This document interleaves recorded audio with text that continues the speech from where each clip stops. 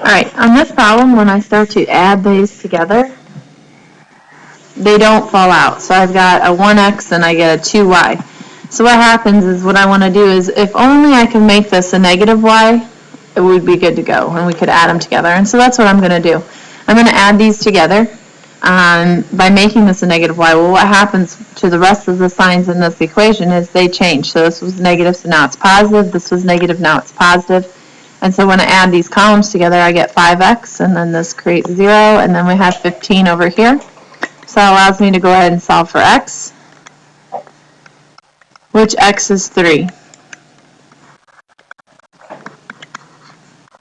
And then what I'm going to do is I'm going to plug this back in.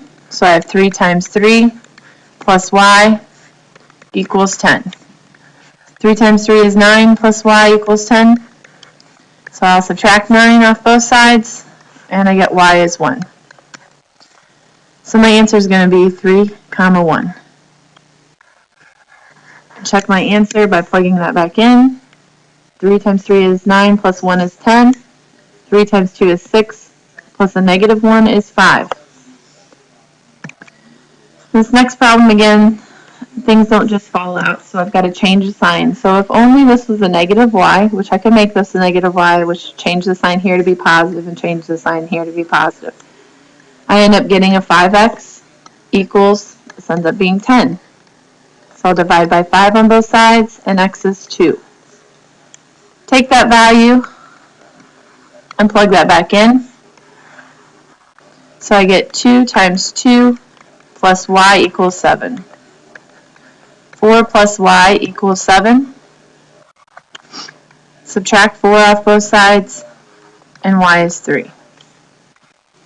My answer then ends up being 2, 3.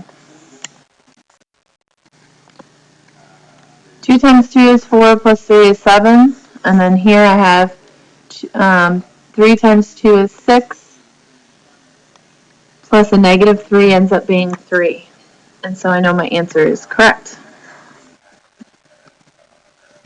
The next one, this actually does work, okay? It just looks different. Everything still matches up and is pretty. You could change your y's or you could change your x's. I'm going to go ahead and change your y's just because this is a typical thing that happens. And if I change my y's, and so I make this and this falls out, I get a negative.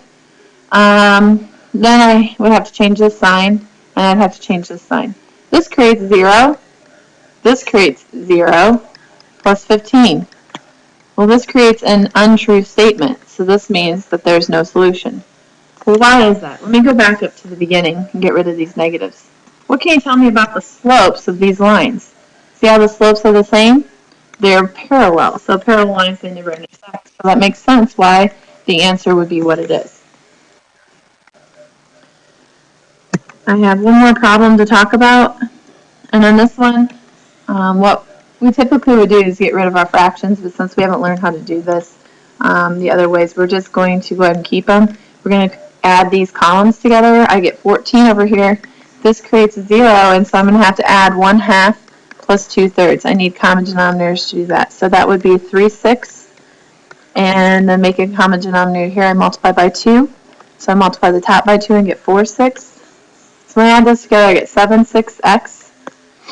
Now, the way we get rid of this is a lot of times what I like to do is just make this a fraction, and we can cross multiply.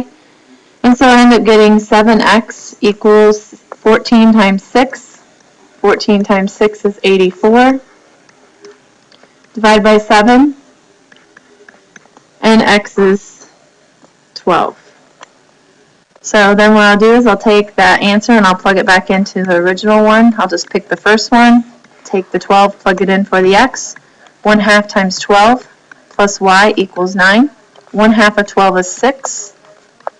And then I'll subtract 6 from both sides, and I get y is 3. That gives me my answer of 12, 3. You can check that answer right up here, 12 and 3. When you cross reduce here, you get 4 times 2, which is 8, plus a negative 3 is a 5.